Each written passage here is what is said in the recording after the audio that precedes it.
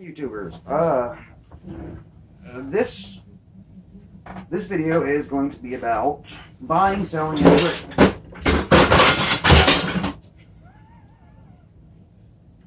Buying, selling, and trading. I hope I didn't break anything.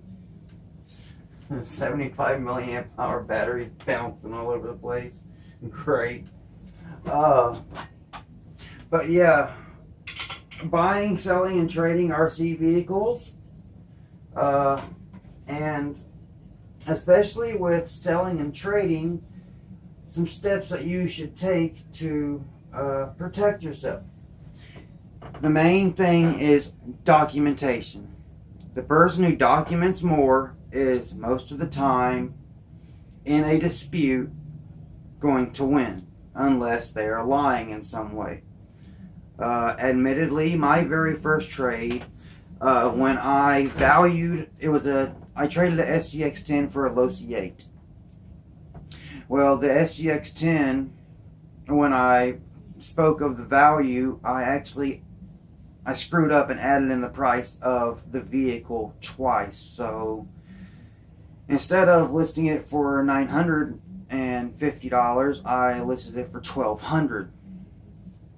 And yeah, that's how much I put into my SCX-10. I basically made it into a mud truck. But I have ideas going in my head right now of a SCX-10 2 race hybrid. Because I like the width of the Wraith, but I like the frame rail design of the SCX-10. But back to the subject. Basically, when you're trading or selling, you're going to want to take a lot of pictures of the entire process. Do not lie. If there's something wrong with the vehicle, tell the person. Let them know everything that is good with it, wrong with it. Take up close pictures. If there's anything worn out, let them know. There are groups on Facebook. I'm not going to list them by name, but if you have a problem with someone that sold you something or traded, you can go to them and they will try to fix it. You do what's known as basically make a dispute against this person, and the administrators of the group graciously take time out of their day. They get nothing out of it. Nothing. They don't get paid. They don't get any RCs. They get nothing. And they mediate between the two parties to get everything right. In my case, because I ended up getting a low C8, basically parts car. The CV pins were not even CV pins. The servo was actually a Traxxas servo with metal gears and a high-tech cover. So he was trying to make it look like a high-tech servo, but I know how Traxxas servos are built. Maybe I can get one real quick just to show the difference. Where is that box? Right here. These are just some of my servos. Let me find, like this. This was a high-tech servo. You can tell by the color of the wire, for one thing. A Traxxas servo has white, red, and black. Servos servos and high-tech servos have different colors. This one right here, it ended up dying on me. But a high-tech servo has a circuit board that is not fixed to the motor. A Traxxas servo, see if we can get it back off here. I think this is a Traxxas servo, I'm not sure. We'll find out in just a sec. No, this is another high-tech servo. A waterproof one at that. If I had tools in here, I could take one apart. Damn it. I know I have one in here that I can take apart. Okay, here we go. Here's a Traxxas servo. You can actually see that the instead of wires, the circuit board is hardwired to the motor. So that makes it so the motor can't be a little bit longer, and they're a little more difficult to work on, especially if you want to waterproof them. And this is the servo that I got. You can see metal gears. Hey, I could actually use this on one of my vehicles now that I think about it. But this was, I believe, a 2055 servo. I don't even think it was digital. I can compare it to a 2070 servo. But this is what I got, and I should have known as soon as I saw the color of the wire, and it said high-tech on the top of it. It was not a high-tech servo. I believe I have the top of it in here somewhere. I'm not sure, but no, that's a HPI. That's a Traxxas. Oh, yeah, I need to send that. The reason I'm doing this is I'm actually trading one of my vehicles with a VXL 6S ESC, some other parts for a Traxxas Jado, which I'm going to convert to big block, and it's going to be a drag racer. And a Kyosho Inferno. It's a special version of the Kyosho Inferno. It's something like Tom Kai. I know it's a special version of the Kyosho. It's a buggy, but you can tell by this right here that this is a Traxxas servo. And as soon as if I would have mentioned that, even though I overstated my price, that would have shown right there that man had scammed me. But that was about a year ago now, so I've learned from it. You learn from it when you screw up. Just the biggest thing is document. Take pictures. Anything you get from the other person that's sent to you, take screenshots of everything that's said. Don't lose any of it. Take pictures during the whole process, from actually talking about the vehicle to boxing it up. Personally, when I'm boxing it up, I video myself boxing it up and putting everything in there and sealing it up. So there's no question. And I also always show a video before I box it up of the vehicle running. Personally, I can show how nitros run or electrics run because I know nitros very well. But with the, and also there are scammers out there, and with these groups, they have lists. There's a good list and a bad list. To get on the good list, some groups you only need 3 or 4 references to get put on the good list. Some you need 6 or 7, maybe even 8 to get put on the good list. And once you're on the good list, you can get added to a extra group that is a hidden group that has everybody on the good list in it. So if you do a deal with someone in that group, you can be assured almost 100% that they're not going to scam you. And on the bad list, not only do they have the names, and it's not telling anyone that this is a bad person. It just states that this person has scammed someone. If you do decide to do a deal with them, you just beware that they may scam you. If you send them money via PayPal, always send via goods and services. Even if they have a relatively new PayPal account, guess what? They're going to have to wait 21 days, or once the vehicle gets mailed out and you receive it and you state, yes, I have the vehicle, they will get it in, I believe, 2 or 3 days. They'll get the money. So instead of 21 days, if you ship something out the same day, it's usually when we trade RC from the East Coast to the West Coast, you're looking 3 to 4 days, and then 2 to 3 days after that. So max about a week. But always send goods and services unless the person that you are sending money to, there's also friends and family. The only time I have ever sent money to friends and family is if I owed someone money or I knew the person to the point that I trust them with my money. Like all these screws that I have right here, they were actually loaned to me. I have to send these back. But he's letting me keep them and use them because he knows that I get a lot of vehicles, and sometimes, like with my RS4s, I finally got the motor mounts. Oh, come here, don't stick together, you pain in the you know what. Why are you sticking together? The body mount. How in the hell did that happen? Okay, there we go. See, here are two of them. Here is my Nitro RS4. I have motor mounts for it now. I have motor mounts for my RS4 too. So now all I need is motors, and these are done.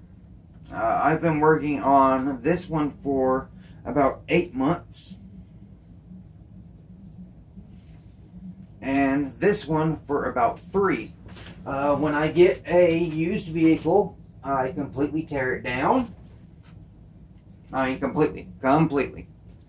I tear it down. I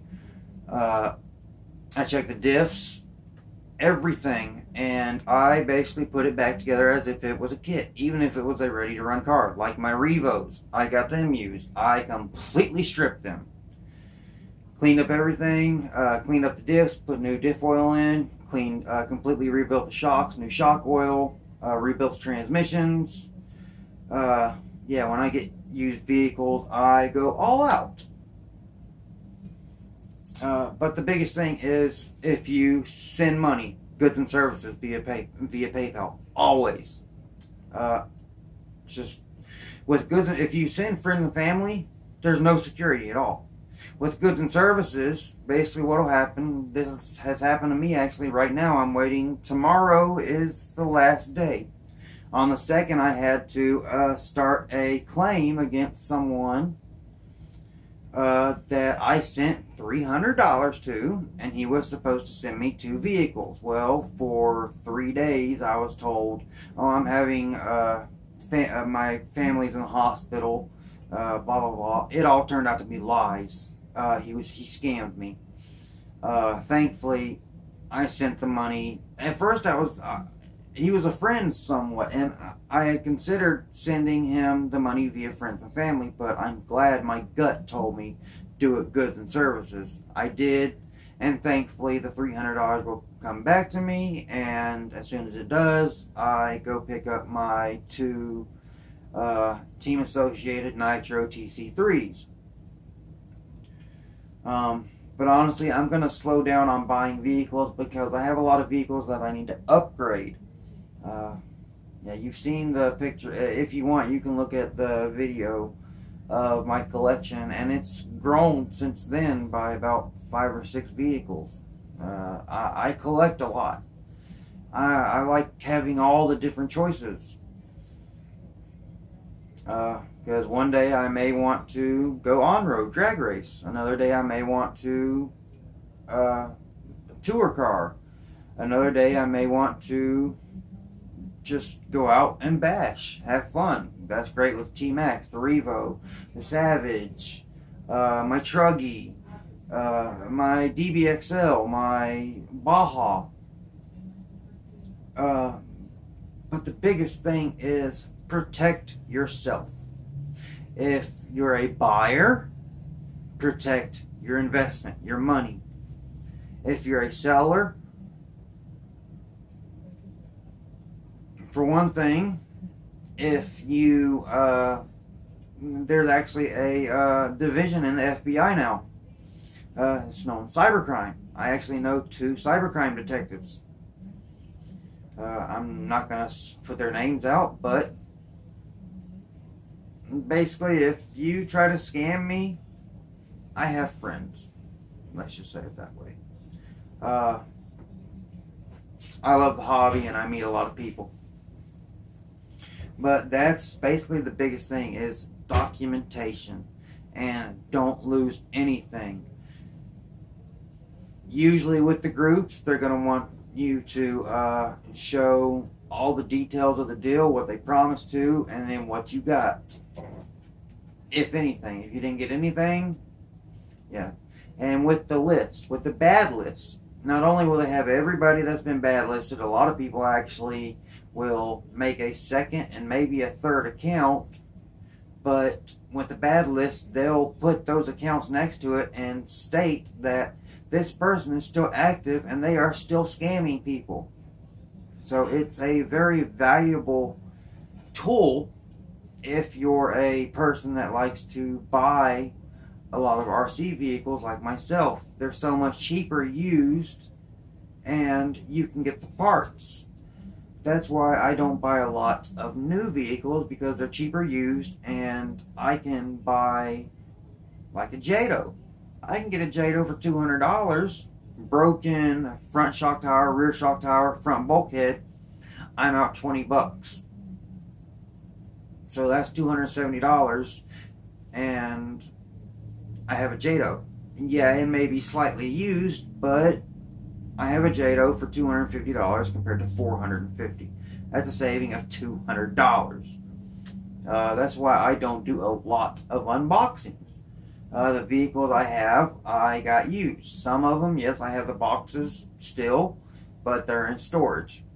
I don't keep any of my vehicles in storage because I have heard too many nightmare scenarios of storage getting broken into, and it really sucks with vintage cars because some of the vintage vehicles can never be replaced, like the vehicle that I'm getting on the first, the Megatech Dark Thunder. It's not made anymore. The one I'm getting has never been ran. It's never even been started. I'm gonna start it, but I'm not gonna race it. I have my Traxxas Funny car that I'm going to race and the RJ Speed vehicles that I'm going to do that with. But, yeah, you want to be very, very careful buying and selling unless you know the person. Make sure there's always good communication. If there's not good communication, you might want to walk away. If they stop talking to you as soon as you send money, that's a scam usually. Or if they block you on Facebook, that's usually a scam. I'm always reading different disputes and how people have been scammed. So I learned for myself, and personally I take a picture of everything from the very first images that I take and place on Facebook or wherever I'm selling, trading, or whatever, to when I'm inside the post office. I take a picture of it in the person's hands that works at the post office, showing, guess what, it's shipped, here's your tracking number. But very rarely do I sell, I buy. So, PayPal. You can do Walmart to Walmart. There's no security, so if you decide to do that, make sure you either trust the person or the person has many references, so you know you're not going to get screwed. I hate to say it that way, but it happens.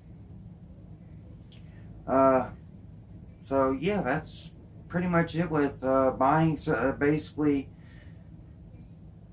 buying, selling, and trading RC vehicles. They're not cheap, especially once you start getting up into fifth scale.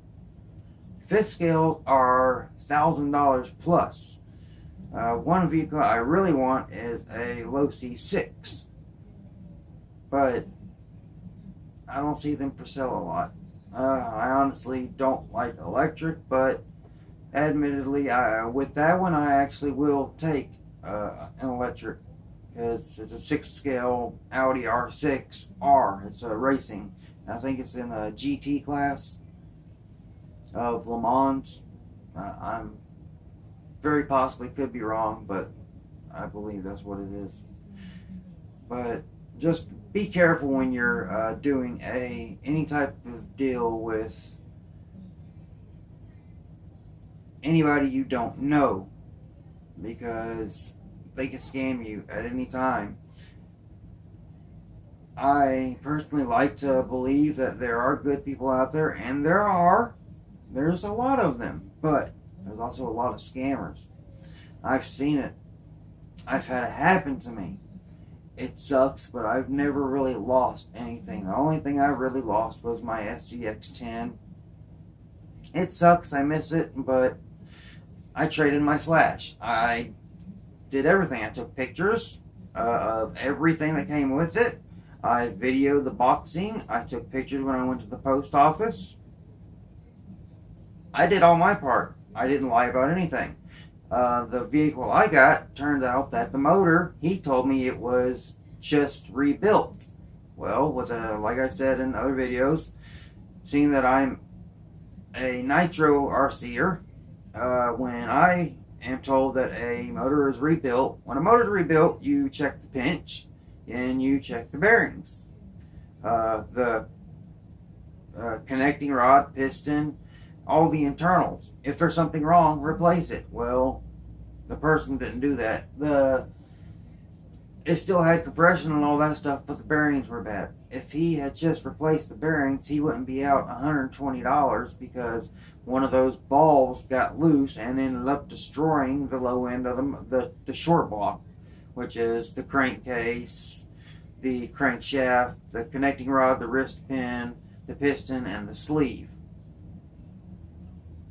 So yeah, he didn't even settle up. His wife ended up doing it for him. So that shows how classy that dude was. But that's pretty much it when it comes to doing any type of deal RC wise. Just protect yourself in any way and every way possible. Don't leave it to chance, because sadly there are people out there that are more worried about their own gain. So, thank you for watching again. Peace. Have fun.